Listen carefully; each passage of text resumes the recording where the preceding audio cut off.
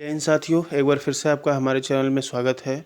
आज 10 दिसंबर को Allahabad high court के ड्राइवर का एग्ज़ाम संपन्न हुआ है। तो उसमें जीके जीएस और करंट अफेयर से संबंधित 25 प्रश्न क्या पूछे गए थे, आइए देख लेते हैं।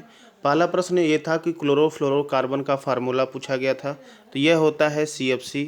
दूसरा ये पूछा गया था कि न्यूजीलैंड की मुद्रा का क्या है, करेंसी क्या है, तो उसे डॉलर कहते हैं। न्यूजीलैंड डॉलर, देखिए चिन्ह के द्वारा ऐसे इसको दिखाते हैं। और न्यूजीलैंड की बात करें तो ये ठीक है, ये इसका आपका हो गया डॉलर, इसकी मुद्रा हो गया, करेंसी हो गई। अगला पूछा गया था कि वर्तमान में कहाँ कहाँ चुनाव हो रहे हैं, तो देखिए दिल्ली में MCD का चुनाव हुआ है, ऑप्शन के अकॉर्डिंग लगाएंगे।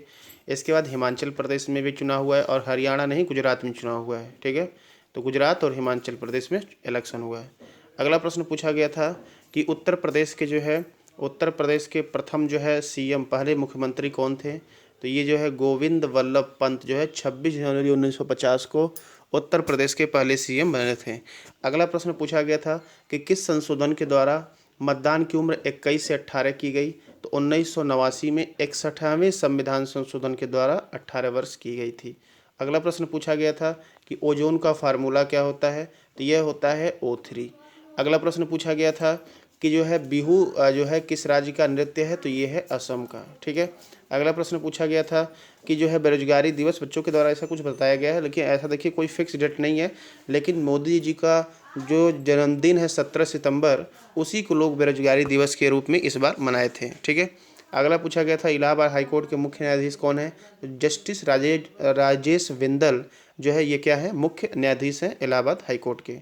ठीक है, अगला पूछा गया था कि अनुच्छेद 101 में क्या है, तो सीटों की अवकाश है, अर्थात कोई भी व्यक्ति संसद के दोनों सदनों का सदस्य नहीं होगा, और संसद द्वारा कानून द्वारा उस व्यक्ति द्वारा अवकाश के लिए प्रावधान किया जाएगा जो एक सदन या दूसरे सदन में अपनी सीट के दोनों सदनों का सदस्य चुना जाता है। ठीक है, तो यही है, एक बार में एक ही सदन के सदस्य रह सकते हैं। सूर्य ग्रहण कब लगता है, ये पूछा गया था, तो देखिए इसको सोलर इक्लिप्स कहा जाता है। ये पृथ्वी और सूर्य के बीच में चंद्रमा जब आ जाती है, तो उस में क्या होता है, पृथ्वी पर रोशनी नहीं पहुंच पाती है सूर्य की, जिसके कारण कुछ समय के लिए पृथ्वी पर कुछ दिन के उजाले में ही अंधेरा दिखने लगता है। इसे ही सूर्य ग्रहण कहते हैं। ठीक है, चलिए अगला पूछा गया था अनुच्छेद 29 किससे संबंधित है, तो राज्य के किसी भी शैक्षणिक संस्थान में प्रवेश के लिए किसी भी नागरिक को नकारा नहीं जाएगा।